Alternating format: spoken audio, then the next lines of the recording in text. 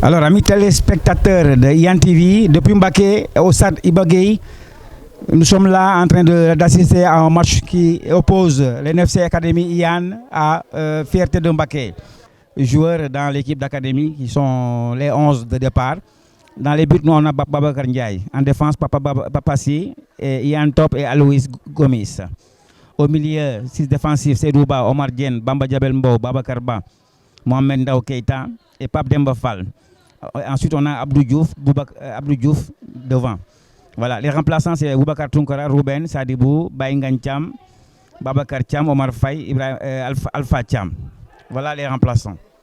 Donc, nous attendons d'un moment à l'autre la liste des joueurs de Fierté de Mbaké qui vont pas tarder d'arriver. Voilà, donc le match va bientôt démarrer. Ils sont encore dans les consultations, les arbitres attendent encore. Ils sont en train de se consulter. Voilà. On attend encore toujours. Donc voilà, les Mbaké commencent à arriver un tout petit peu au stade. Voilà, comme on disait. À l'heure actuelle, il est 17h04. Donc les supporters ne vont pas tarder à arriver, Inch'Allah. Tout est fin prêt. Académie NFC Yann sont tous sur la pelouse et ils attendent les arbitres pour le démarrage. Donc tout est fin prêt.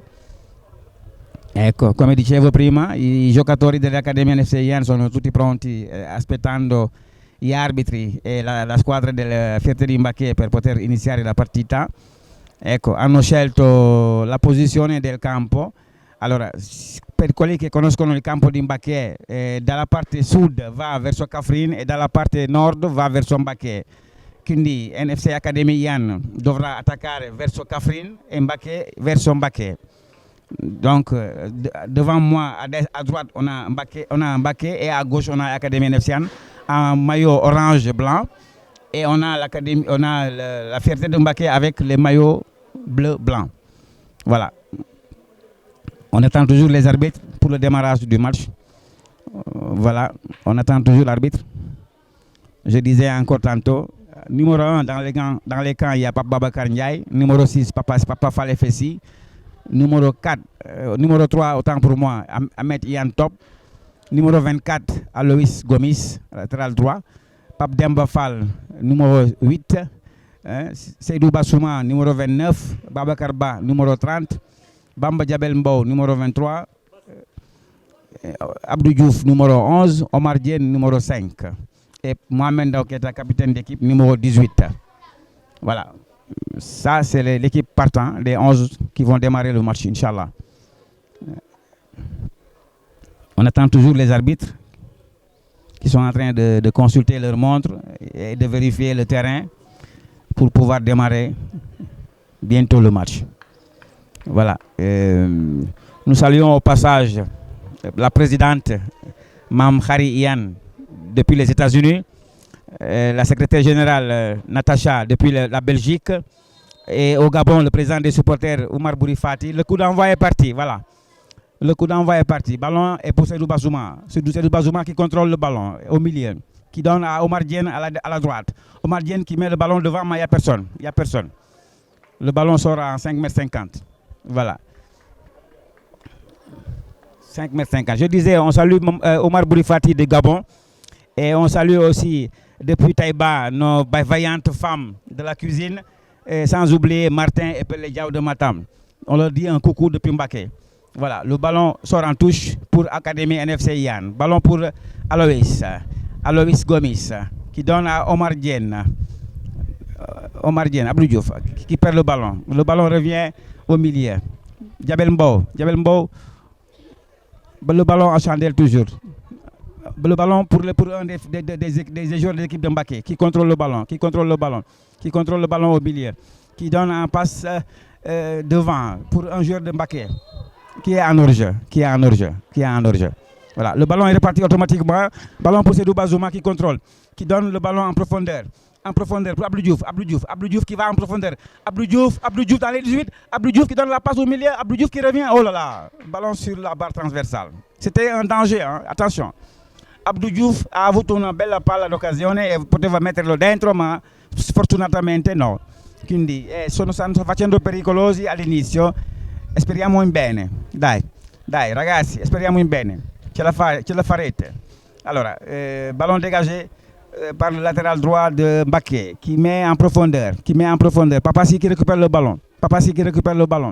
Qui contrôle. Qui passe à son gardien de but. Babacar Ndiaye qui lance le ballon au milieu. Récupéré par qui? Par Oumar Diène qui se précipite, qui perd le ballon. Alors, ballon récupéré par un joueur de Mbaké et c'est un coup franc. Voilà, c'est un coup franc pour Mbaké. Mbaké, le numéro 4 de Mbaké qui passe à son défenseur, qui est le numéro 6, qui donne à son portier, le gardien de but. Le gardien de but qui contrôle, qui donne à son latéral droit. Latéral droit qui contrôle le ballon, qui va vers la droite, au milieu qui récupère le ballon, le numéro 13, qui contrôle, qui donne son adversaire. Le ballon est perdu. Alors, récupéré encore par Mbaké. Mbaké qui donne en profondeur pour un de ses joueurs, qui tire le ballon et qui sort en 5,50 m. Non, en touche, pardon. Le ballon est en touche. Alors, dicevo prima, la palla è per l'Accademia NFC Ian. Va a giocare il pallone a Luis Gomis, che lo dà a Babacar Ndiaye sul portiere, che lo butta in aria, in mezzo fino a Oumar Diène. Oh là là, coup franc. Non. Allora, Oumar Diène, pallone perde. Ndao Keita qui prend le ballon, qui est en face du défenseur. Ndao Keita qui contrôle le ballon. Ndao Keita en 18. Oh là là. Ballon pour Abdou Diouf. Oh là là. Mais quelle belle occasion ratée ça. Abdou Diouf, il fallait mettre le ballon au fond des filets. Ça, c'était un ballon de but. Dommage. De la défense de Mbaké qui contrôle. La défense de Mbaké qui contrôle. Qui donne à son portier. Le gardien de but. Qui dégage. Jusqu'à Alois Gomis qui récupère le ballon. Ça revient au numéro 18 de Mbaké qui a le ballon. Le numéro 18 de Mbaké. Alors, contré par Papassi. Le ballon revient sur Mbaké. Un des joueurs de Mbaké qui récupère. Papassi.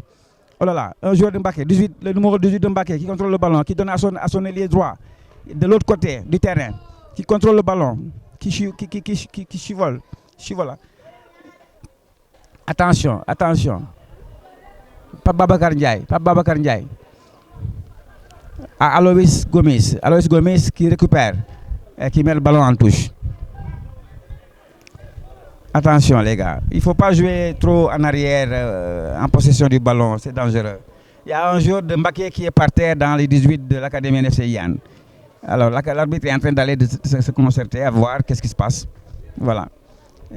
Stavo dicendo prima, l'Accademia non giocate col fuoco. Nella surface di riparazione non bisogna tenere molto il pallone, è troppo rischiare. C'è un giocatore di Mbaké per terra e l'arbitro è andato a vederlo e si è rialzato. Il pallone è... Allora, si gioca a rientro del campo. Mbaké che rimette al suo giocatore, perde il pallone. Serouba che controlla il pallone. Serouba che lo dà a Alois Gomis che dà al suo portiere. Il portiere Babacar Ndiaye che controlla il pallone che dà a Ian Top dalla parte sinistra. Ian Top a Bamba Diabel Mbow a Ndao Keita buttato per terra e fallo. E c'è anche un cartone, No, mi sembra, no, non c'è un cartone, quindi niente. Allora, il pallone è giocato rapidamente per l'Accademia NFC Ian che butta il pallone in mezzo, davanti, recuperato dal difensore di Mbaké, pallone... Oh là là! Si è fatto male Mohamed Ndao Keita, si è fatto male perché il giocatore della Fierte di Mbaké ha messo il piede davanti in alto e si è rialzato per fortuna Mohamed Ndao Keita e l'arbitro ha dato un cartone giallo al giocatore di Fierte Mbaké. L'arbitre a donné un carton jaune du joueur de Fierte de Mbaké. C'est un jeu dangereux, il pouvait faire mal. C'est le numéro 2 je crois, si je ne me trompe pas. De loin, je vois un numéro 2, latéral droit. Voilà. Donc c'est un ballon à coup franc dégagé par l'Académie qui donne à Papa Demba en profondeur, hors-jeu de Babacar Ba. Le ballon va être dégagé par Mbaké de son gardien de but qui va dégager. Alors, de son latéral gauche qui contrôle, qui donne au numéro 18, qui donne au numéro 4. Ah, ballon perdu par Babacar Ba. Babacar Ba de l'Académie NFC Yann qui prend le ballon, qui contrôle, qui donne derrière. Oh là là, manqué, la passe manquée, qui cherchait Alois, le ballon n'est pas arrivé. Allora, corsa con Alois Gomis, arriva in primi. Voilà, bel controllo di Alois Gomis, che butta il pallone in mezzo. Pallone recuperato da un giocatore di Fierté Mbacké. Dai, su.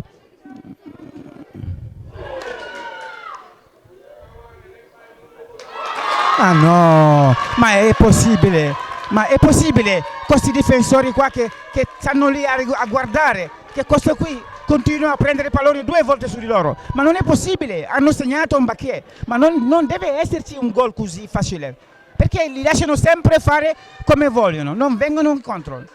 Ça c'est des cafouillages qu'il faut éviter.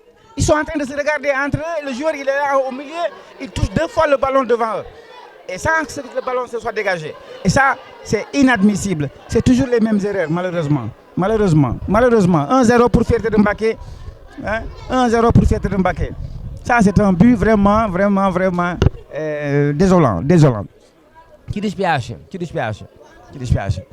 Le ballon est reparti.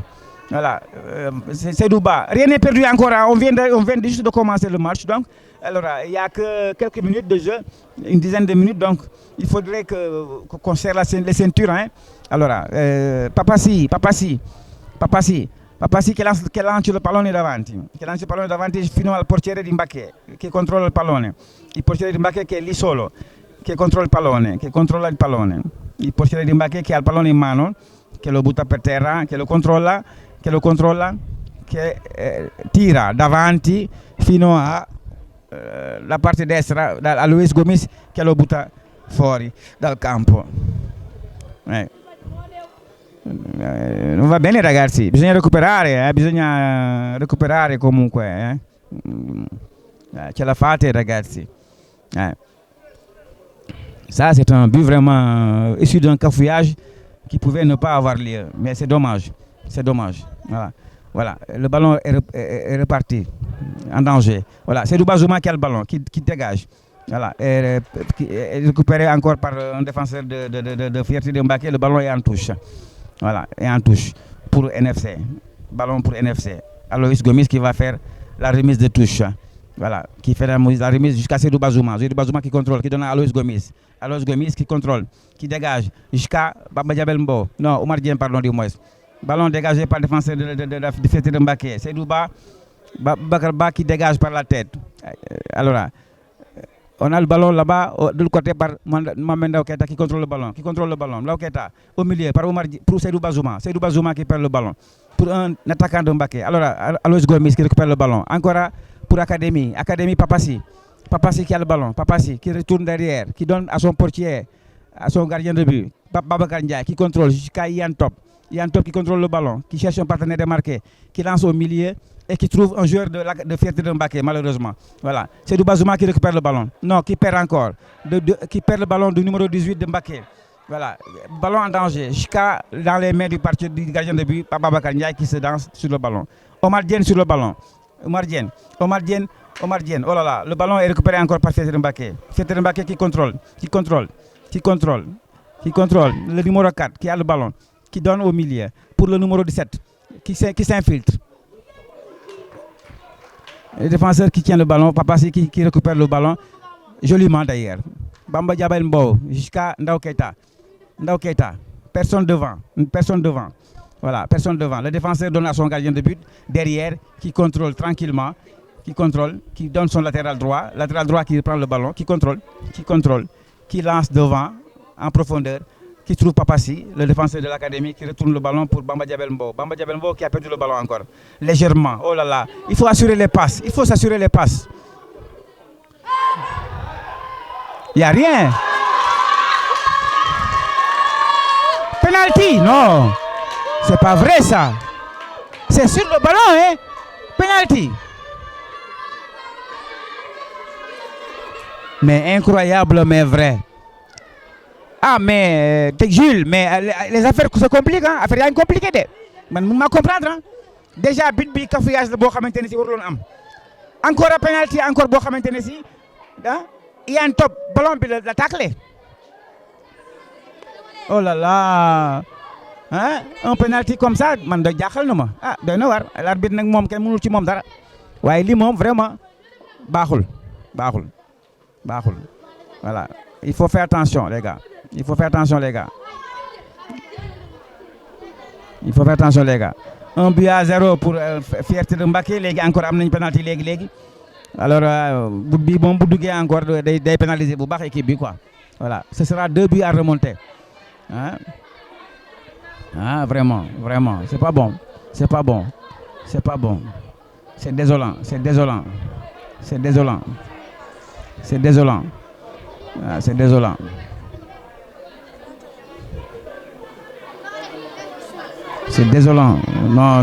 non c'est pas possible ça. Alors c'est un penalty. Voilà, le joueur de Fierté de Mbacké qui va dégager sur le penalty est sur le ballon en point de penalty qui prend son élan devant le gardien de but Babacar Ndiaye. Voilà, le joueur de Fierté de Mbacké qui prend son élan, qui va tirer sur le penalty, qui prend son élan, qui tire et sur la barre transversale. Heureusement, le ballon est sorti.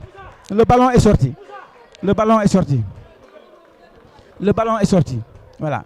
Heureusement pour nous.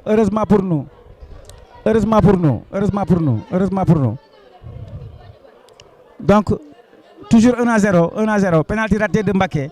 Voilà. Ballon tiré par Babacar Ndiaye en profondeur jusqu'à Babacar Ba qui met la tête. Le ballon vers Abdou Diouf qui perd le ballon. Le défenseur de Mbacké qui prend le ballon. Ça sort en touche pour l'Académie NFC.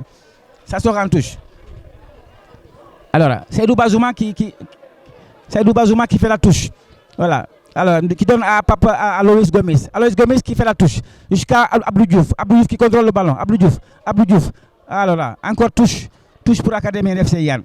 Ah, en tout cas gars yi taxaw leen tànk parce que bal bi moom vraiment fi toll nii warul demaat ci académie quoi dafa war a dem dugg nag ci bu Mbacké bi nag voilà Omar Diène mooy bal bi centré na ko Keita ñëw na ci Keita oh là là gardien bi jàpp na bal bi donc défenseur bi jël na bal bi voilà bu Fierté de Mbacké jox na ko ailier droit am mi ngi contrôler ballon bi demaati na waa ji dafa gaaw de moom dafa gaaw voilà en touche Papa Si qui met le ballon en touche bravo. Pardon.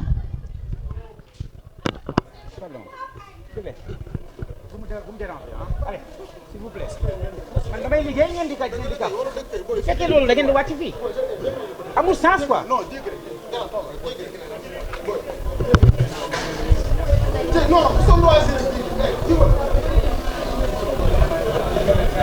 Voilà je m'excuse amis téléspectateurs de IYAN TV maa ngi jégalu parce que xale yi ñoo nekkoon sama wet di déranger tuuti ma doon leen dégager pour ñu mën ma sori tuuti quoi. Voilà ballon baa ngi débarré dem na ñëw na ci défenseur bu Fierté Mbacké ballon bi génnaat en touche Ndaw Keita qui se précipite qui donne le ballon en touche pour Omar Diène derrière Bamba Diabel Mbow Ahmed Yan Top alors là le ballon encore sort en touche pour Fierté de Mbacké malheureusement voilà gars yi tey leen da ngeen yàkkamti ngeen da leen tuuti voilà. Oh là là, coup franc de Bamba Diabel Mbow sur un joueur de Fierté de Mbacké. Voilà. Coup franc de Bamba Diabel Mbow sur un joueur du Fierté de Mbacké. Voilà.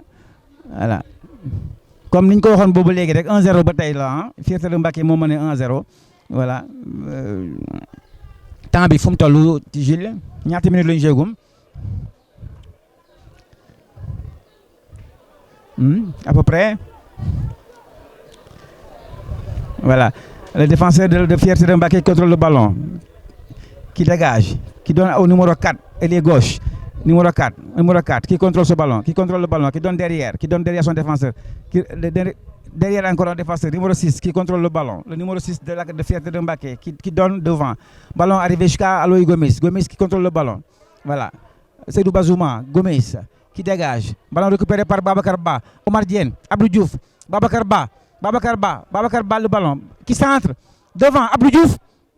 Oh là là, Abdou Diouf, pas de précision, par manque de précision. Mais ça, c'est des ballons, il faut l'assurer. Il faut assurer ces ballons, il ne faut pas le donner comme ça. Hein? Tirer en air comme ça. Oh là là, ça, c'est une occasion encore ratée. Ah, donc on vient de jouer 16 minutes de jeu. 16 minutes de jeu. 16 minutes de jeu. Ah, 16 minutes de jeu. Corner, joué par Babacar Ba jusqu'à Bamba Diabel Mbow. Le ballon est toujours en l'air. Repris par Babacar Ba. Encore corner, encore corner, encore corner. Encore corner. Attention les gars. Repris par Babacar Ba. Babacar Ba qui va jouer le corner encore à nouveau. Babacar Ba sur le ballon. Babacar Ba sur le ballon. Qui prend son élan. Il y a Omar Dieng à ses côtés. Mais Babacar Ba prend son élan. Il prend son élan. Voilà. Mingi jël élan pour tirer balle bi. Corner là. Corner là. Mingi tirer balle. Mingi bëgg tirer balle bi. Babacar Ba. Babacar Ba. Ah. Babacar Ba. Arbitre bi mingi corriger ci biir surface réparation bi. Joueur yi ñi buuxante. Balle bi dem na. Deuxième poteau. Ba ci goal bi moom moo nangu balle bi. Défenseur bi tiré. Ballon bi ñëw na ba ci Papassi tiré na dégagé na ko défenseur bi moo ko récupéré défenseur Fierté Mbacké am na kenn ku tëdd fële gaañu Ndaw Keita moo tëdd fële wala kan la am na benn joueur bu tëdd fee bu académie bu gaañu dans les surfaces de Fierté de Mbacké. È un giocatore di Fierté di Mbacké di Academy che è caduto ed è là nella parte del campo del Fierté di Mbacké. Sembra che si è fatto male. Non so di chi si tratta, mi sembra chi è questo.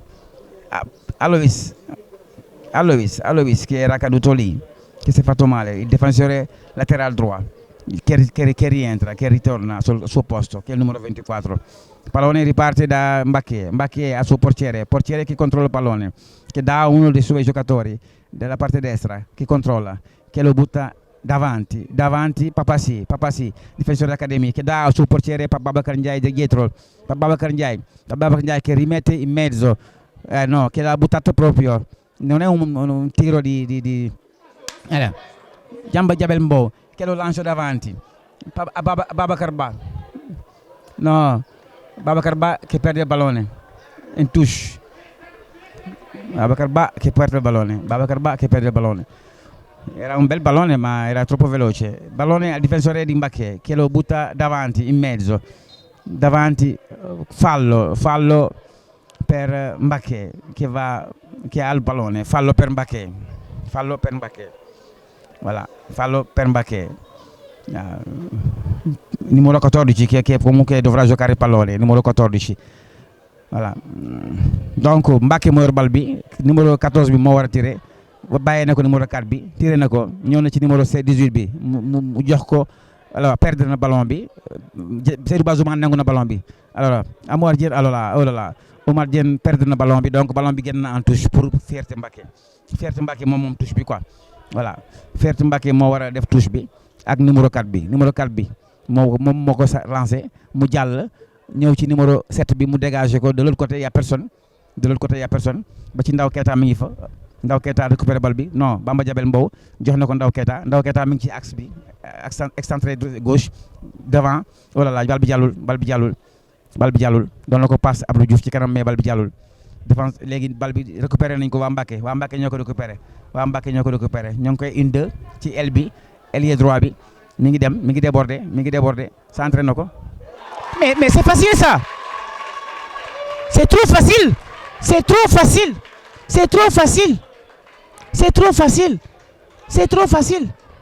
trop facile. Oh là là, mais c'est dommage. Deuxième but de Mbacké. Centre de l'ailier droit, l'attaquant au milieu, devant les défenseurs de la NFC Academy. Et il marque son but, tranquillement, comme rien n'était. Voilà. Et il marque son but. Deuxième but, 2-0. 2-0 pour Fierté de Mbacké, devant l'Académie NFC Yann. Ça, c'est grave. Voilà, il va falloir remonter encore. C'est pas facile. 2 buts déjà. En première mi-temps, à moins de 25 minutes, c'est pas évident. Mbacké moo am ñaar ci dara ci kaw Académie NFC Yann ci même pas 30 minutes de jeu. Loolu moom dafay métti pour mën a remonter day métti. Voilà, donc il faut que gars yi taxawal tànk jéem a remonter. Voilà, bal bi mi ngi ñëw bal bi ci Alois Gomis jox na ko Omar Dieng encore Alois Gomis derrière Aliou Gomis jox ko Seydou Bazouma Omar Diène Bamba Diabel Mbow Babacar Ba Bamba Diabel Mbow jox na ko Babacar Ba gaawal bal bi bu mu génn Babacar Ba voilà Babacar Ba qui contrôle qui centre le ballon derrière Abdou Diouf qui récupère ballon en danger Ndaw Keita le gardien de but qui sort le ballon voilà le gardien de but qui sort le ballon donc voilà corner pour Académie corner pour Académie corner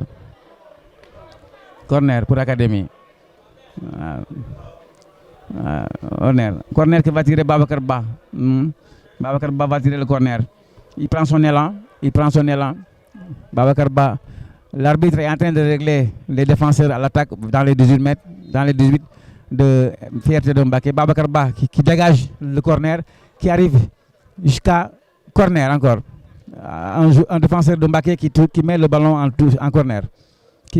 corner voilà le ballon encore au point de corner pour Babacar Ba qui devra tirer le corner voilà Babacar Ba tiré na corner bi ñëw na ci bopp ñaari joueurs Académie daf ñi loupé bal bi ci kanamu camp yi oh là là ñaari joueurs Académie ci kanamu camp yi ça c'est malchance Aliou Gomis qui récupère le ballon Aliou Gomis qui centre jusqu'à Ndaw Keita hors-jeu Ndaw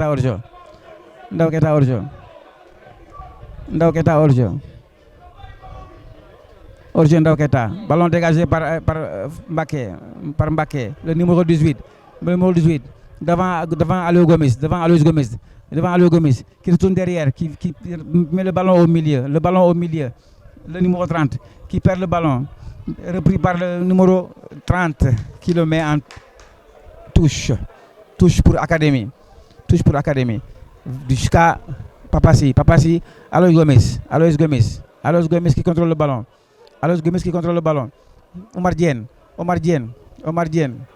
touche pour Académie Omar Diène encore qui va lancer la touche qui donne ça derrière à Aliou Gomis qui va faire la touche jusqu'à Pape Demba Fall Aliou Gomis coup franc sous Aliou Gomis du numéro 11 de Fierté de Mbacké qui a ramassé Aliou Gomis. C'est un coup franc qui va être dégagé par Aliou Gomis et qui est fait par Omar Diène encore. Omar Diène qui a le ballon, rapidement joué, qui met le ballon devant pour personne. Il n'y a personne devant. Il ne faut pas lancer le ballon comme ça dans le vide. Voilà. Le portier de Mbacké qui prend le ballon, qui contrôle, qui donne à son défenseur, qui contrôle, qui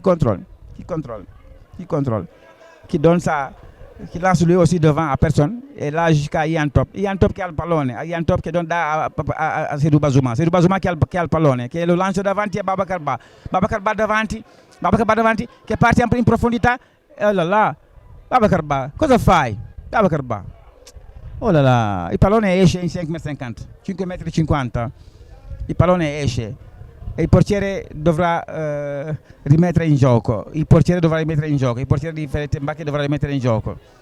Allora, dà al suo difensore che rimonta, che tira davanti fino a Papassi, Ian Top, jusqu'à Babacar Ndiaye dietro. Babacar Ndiaye che controlla il pallone, che dà a Ian Top dietro. Ian Top che ritorna il pallone a Babacar Ndiaye. Babacar Ndiaye che lo dà fino a Bamba Diabel Mbow. No, Seydou Bazouma, Omar Diène che ha il pallone. Omar Diène davanti, no, e non arriva a Mohamed Keita. Recuperato da un difensore di Fierté Mbacké che controlla, che dà al suo giocatore, suo partenario. Fallo, no, non segnato dall'arbitro. Omar Diène che va pericolosamente.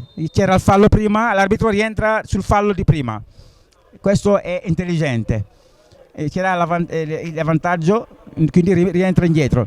Allora, pallone, Papa Demba che gioca velocemente, Abdou Diouf, Seydou Bazouma che perde il pallone. Allora, pallone per Fierté Mbacké che, attenzione, è pericoloso, Fierté Mbacké che va in contrattacco, col difensore di Papassi che recupera il pallone, Aliou Gomis che dà il pallone a Omar Diène che controlla, che guarda in partenario smarcato, Omar Diène a Seydou Bazouma, Abdou Diouf, allora perde il pallone Abdou Diouf davanti ai difensori di Mbacké, Abdou Diouf il numero 14 di Mbacké che lancia il pallone davanti al numero l'ex centro destra che è un ragazzo molto veloce. Ndao Keita che ha il pallone, Ndao Keita che lo porta fino a Alois Gomis che controlla il pallone, Alois Gomis, oh là là, non va bene la palla, mettetelo davanti ai piedi dei giocatori, non buttandolo così sempre.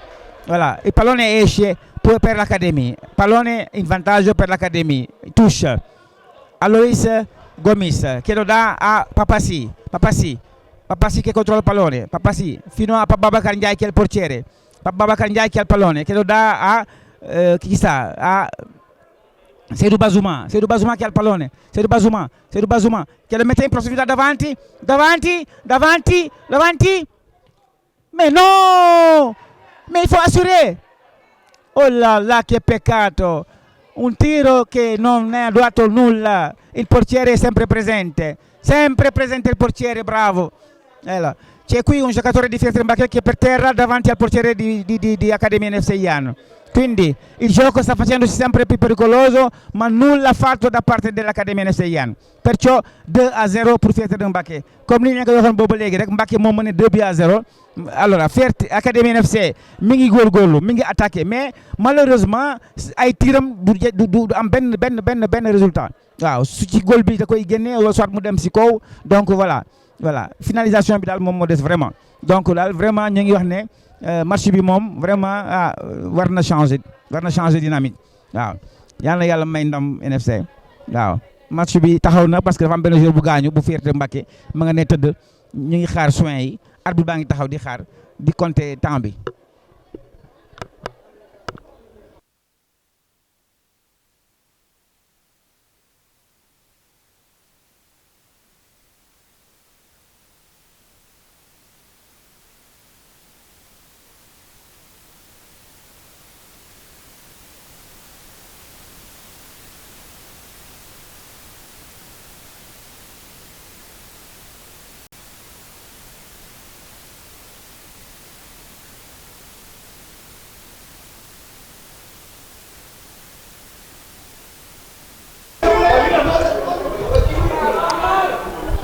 Wow.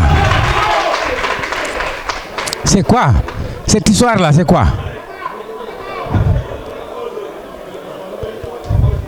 Le ballon est reparti, mais je comprends pas parce qu'il y avait un ballon en danger là pour Fierté Mbacké et il y avait personne qui était au marquage. Alors Ndao Keita qui a le ballon, Ndao Keita qui dribble, qui centre, ballon tout seul qui sort en 5,50 m. Il y avait personne, le ballon qui sort en 5,50 m. Voilà. Le ballon qui sort en 5,50 m. léegi NFC Fierté Mbacké moo war a dégager ballon bi en 5,50 m.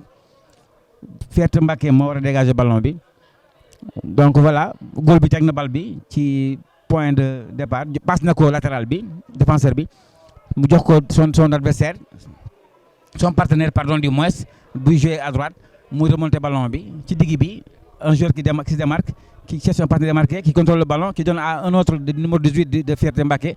Ballon perdu par Mbacké. Ballon pour Omar Diène pour Bamba Diabel Mbo. Alois Gomis. Oh là là, manque de précision. Oh là là, le ballon va en touche. Il y a le manque de précision. Et à chaque fois qu'il y a des passes, les ballons n'arrivent pas. C'est dommage. Bal yi dañuy tardé pour agsi. waaw waa Mbacké yi ñoo ngi ñëw par benn di commencer yegsi ci terrain bi. Donc ñoom dañoo xaw a naaje xam naa dañoo yéex a añ waaw mais il mène 2-0 encore pour le moment donc ñu ngi am yaakaar bu baax remontada. Pause fraîcheur.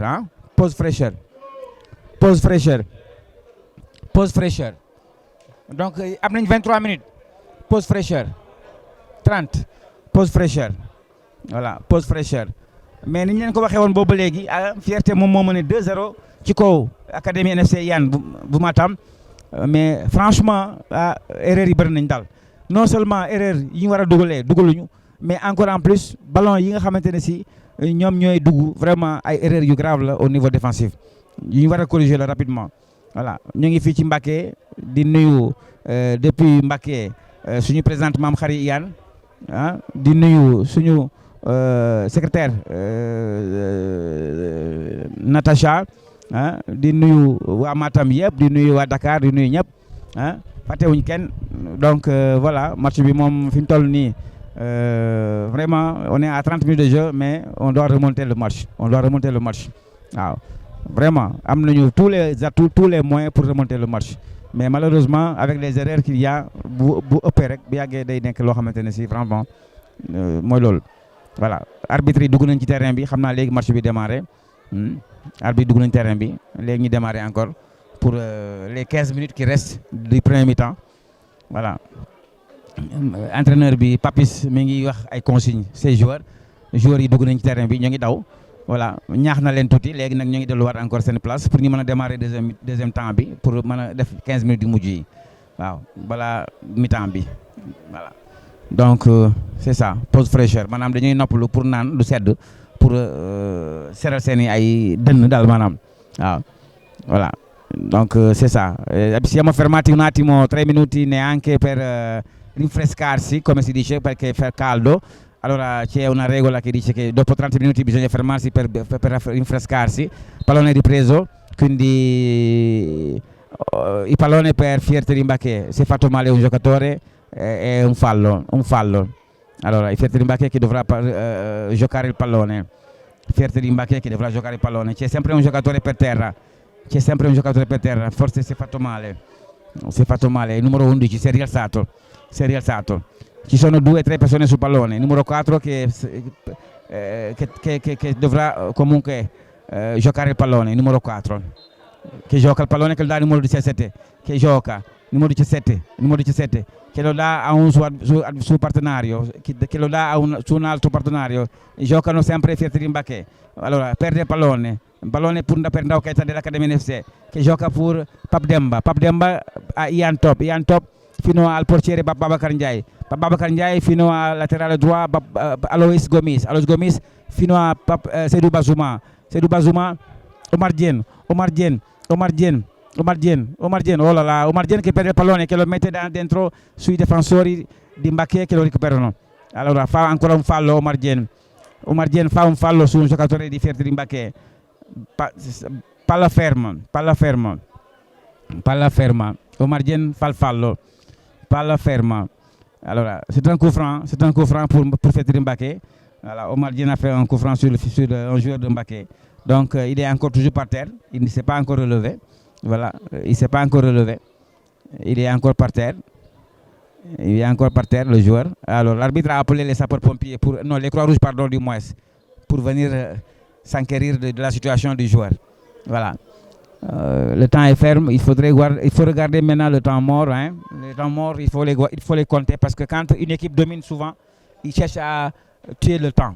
Voilà, Fierteri Mbacké est 3e dans le classement du championnat et NFC Yann est 9e. Voilà, donc il faudrait que coûte qu'ils aient les 3 points pour aller de là-haut. Mais perdre aujourd'hui, vraiment, c'est pas l'idéal. Voilà, donc voilà, il faudrait qu'on fasse effort.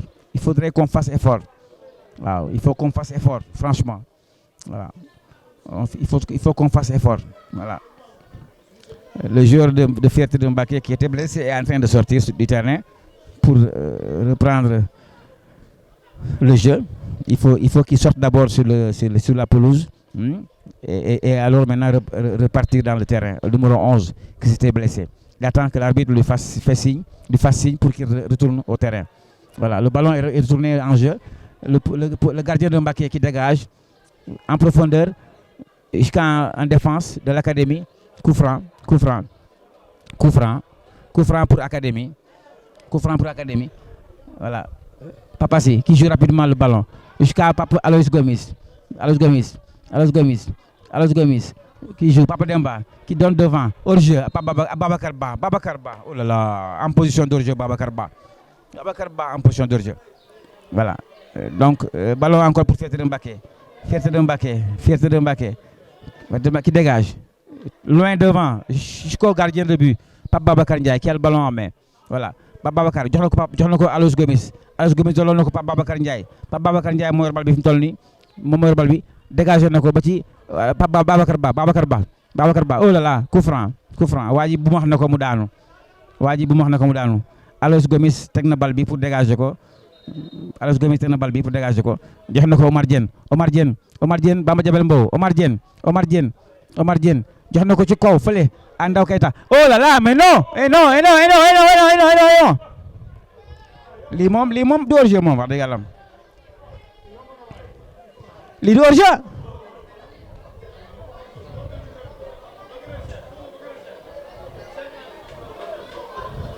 waaye doon na waar de arbitre touche bi kat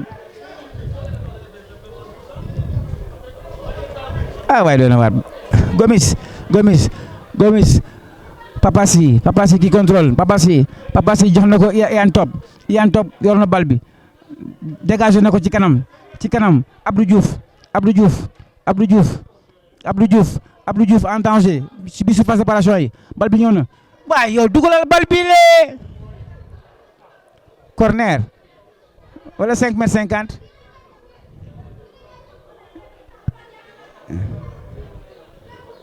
bal bi jaar na ci kaw ci tànkam la ñëw ci devant les buts malheureusement Babacar Ba voilà ballon bi mi ngi koy jouer entre goal bi ak défenseur bi bu Fierté Mbacké dégagé na ko ba mu ñëw ci Babacar Ndiaye mooy goalu Académie NFC jël na bal bi jox ko Alouz Gomis contrôlé Alouz Gomis qui contrôle Alouz Gomis devant ba Seydou Ba Omar Diène kenn demul ci kanam gars yi dañ leen attaqué waay da leen dem ci kanam waay ballon bi encore gardien bi bu Fierté Mbacké moo yor ballon bi mi ngi koy contrôlé mi ngi koy contrôlé jël na bal bi jàpp na ko parce que Abdou Diouf dafa ñëw ci kawam voilà c'est bien téye na bal bi comme ça bu ko defee mu mën ko dégager voilà passe na ko défenseur baa ngi contrôlé bal bi dégagé na ko ci kanam ñëw na ci Alouz Gomis par la tête dem Pape Demba Alouz Gomis Papassi mooy bal bi Papassi Ndaw Keita nekku fa agsiwul ci Ndaw Keita ballon bi yegsiwul ci Ndaw Keita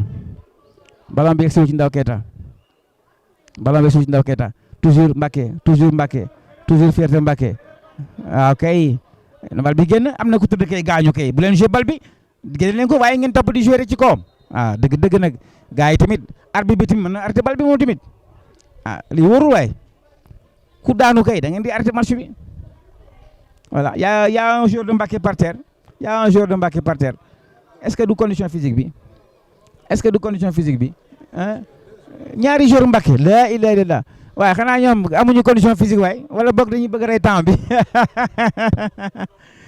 na gars yi profité remontada bi waaw parce que déjà rek ngeen commencé tëdd xaar ay crampe des na de condition physique yi des na waaw na gars yi remonté gaaw remontada bi waaw bu ñu dugaloon benn rek léegi ñu remonté mais ak occasion yu bëri yi doy na waar sa waay dëgg non doy na waar wax dëgg yàlla doy na waar kenn musul gis lii waaw ba tey ñu ngi am arrêt de jeu joueur yaa ngi ci suuf tëdd joueur Mbacké yaa ngi tëdd comme ñoom mënee duñ gaaw a jóg moom kay te arbitre baa ngi taxaw si temps rek arbitre bi moom commencé na moom tamit ak ay kalma njàngalam waaw moom kay mi ngi noonu rek yàlla na yàlla dolli sutura rek arbitre yi moom ñooy maître du terrain waaye kenn mënul wax seen wax 40 minutes de jeu léegi match bi sori na 40 minutes de jeu te li ñu arrêté jeu bi rek presque man am na 5 minutes yoo xamante ne si jeu wuñ ko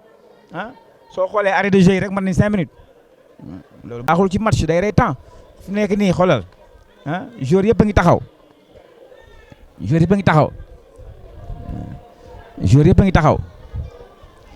xanaa waa ji dafa blessé carrément parce que yàgg nañ ci affaire bi yàgg nañ fa.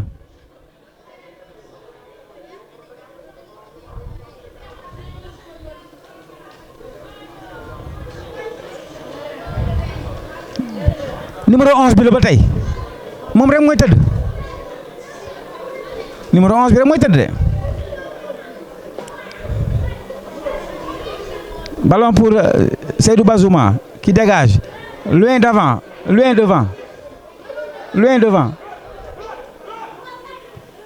ëpp na dafa koy de trop dafa koy de trop.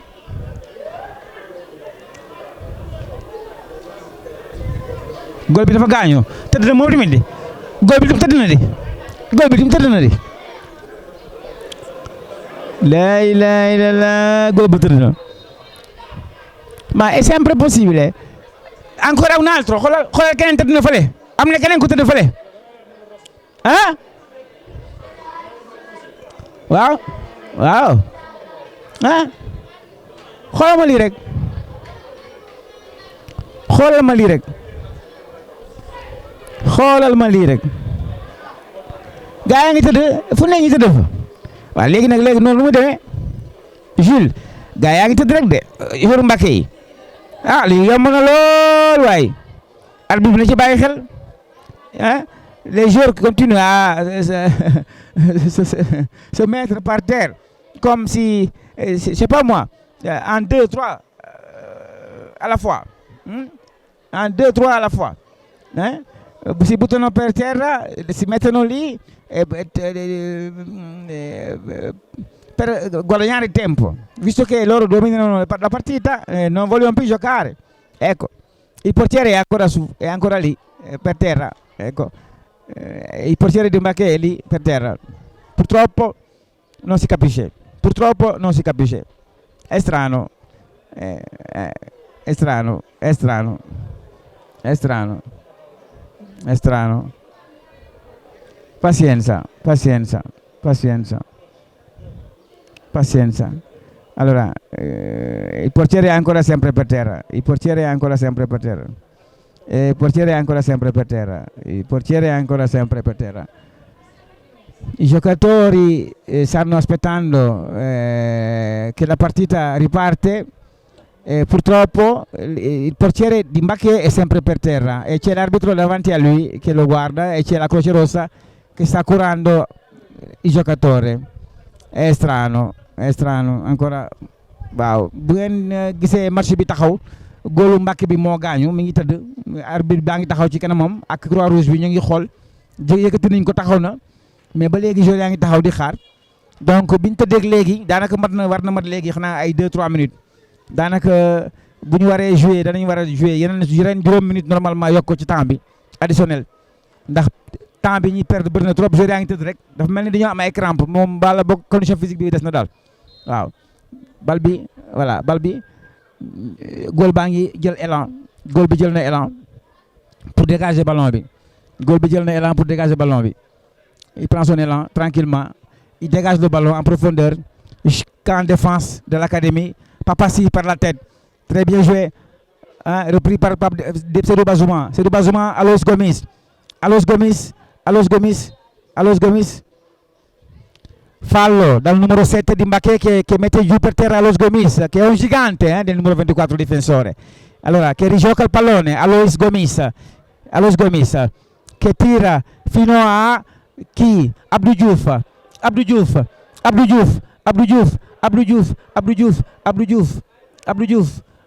Diouf recuperato dal difensore di Fiat di Mbacké che lo mette in touche. Abdou Diouf Omar Dieng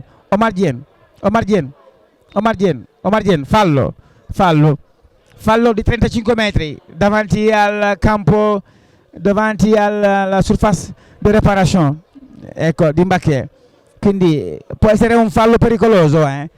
Ci sono due sul pallone, Mohamed Ndao Keita e Babacar Ba sul pallone, che dovranno giocare il pallone che è a 35 metri del portiere di Mbacké. Il muro è già pronto, il portiere è già pronto e i giocatori di Academy sono in surface nel campo di Mbacké. L'arbitro sta guardando il muro, sta parlando con i difensori e il portiere. L'arbitro che guarda, che prende la sua posizione, siffla. Bien tiré de Ndao Keita, ballon au-dessus de la barre transversale. Ballon au-dessus de la barre transversale. Ça donne rien du tout, ça donne rien. Voilà, ballon qui doit être dégagé par Mbacké. Ballon qui doit être dégagé par Mbacké. Le gardien de but prend son élan. il prend son élan. Il dégage le ballon jusqu'en défense, jusqu'à là où il y a un top. Il y a un top qui récupère le ballon, jusqu'à Babacar Ndiaye. Babacar Ndiaye qui dégage. Jusqu'à Bamba Diabel Mbo. Bamba Diabel Mbo qui donne à Alois Gomis. Alois Gomis. Et numéro 17, le numéro 17 qui met le ballon en touche dans les pieds de Alois Gomis. C'est un coup franc. Diabel Mbo, Babacar Ndiaye. Babacar Ndiaye jusqu'à Ian Top. Seydou Bazouma. Ian Top qui contrôle, qui donne devant. Abdou Diouf, Ndaw Keita qui contrôle. Abdou Diouf a le ballon. Abdou Diouf, attention. Ndaw Keita récupéré par la défense de Fierté Mbaké. Rien. Alors, Mbaké qui contrôle, Mbaké qui attaque. Mbaké, passeur numéro 11, qui donne devant. Ballon récupéré par Papassi, en touche. Voilà, c'est bien. Bravo. Le ballon en touche pour Fierté de Mbaké qui doit reprendre le jeu. Mbaké qui fait la touche de par son numéro 2. Voilà, qui fait la touche jusqu'à Papassi. Ian Top qui récupère le ballon. Pape Demba qui met le ballon jusqu'au pied de Diabel Mbo. Papassi qui contrôle le ballon, qui cherche son partenaire marqué jusqu'à Ian Top qui a le ballon, qui contrôle, qui met devant jusqu'à Ndaw Keita. Oh là là, en touche. Dévié par le joueur de Mbaké, le ballon est en touche. Voilà, et en touche le ballon. Voilà. But, voilà. Le but, c'est le but. C'est le but de NFC Yann. Même moi, ça m'a surpris le ballon. Le ballon m'a surpris. C'est le but. Académie Yann qui marque le but. Allez, remontada. Qui marque le but. C'est un but très surprenant. Moi, je n'ai même pas vu l'occasion. Ça a été très rapide. Voilà. C'est ça. Voilà, c'est ça. Ça se chauffe là, sur les bancs. Ça se chauffe sur les bancs. Il y a une contestation. Là-bas. Sur les bancs de touche.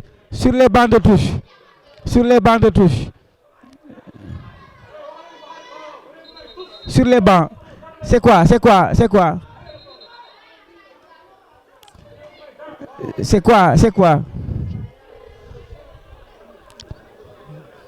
quoi? C'est quoi les histoires? Il y a des discussions sur les bancs. Mais le ballon, c'est dans le terrain, c'est pas sur les bancs. Il y a des discussions sur les bancs de touche. C'est quoi? Qu'est-ce qui s'est passé? Il y a des discussions sur les bancs de touche. L'arbitre est en train de faire de l'ordre sur le banc.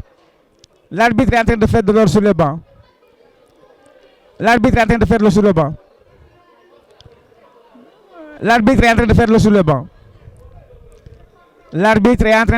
sur le banc. Il y a eu des discussions sur le banc. L'arbitre a appelé les deux entraîneurs pour leur parler. Voilà.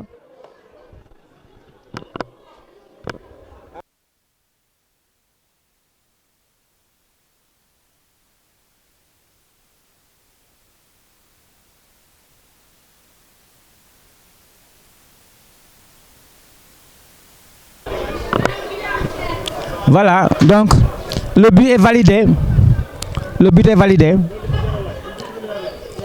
Voilà, le but est validé. Coup d'envoi pour Mbaké. 2-1. 2 pour Mbaké, 1 pour Académie. Le ballon est reparti pour Mbaké. Mbaké qui contrôle le ballon, qui donne à son partenaire. Voilà, Mbaké qui contrôle pour un partenaire de Mbaké. Un joueur de Mbaké toujours, qui donne à un autre joueur de Mbaké, le numéro 6, qui dégage. Non, jusqu'à là. Oh là là, hors-jeu. Ah, le carton là. Abdou Diouf bu ko ñaareel de bul di jouer ballon bi bu après le sifflet waaw voilà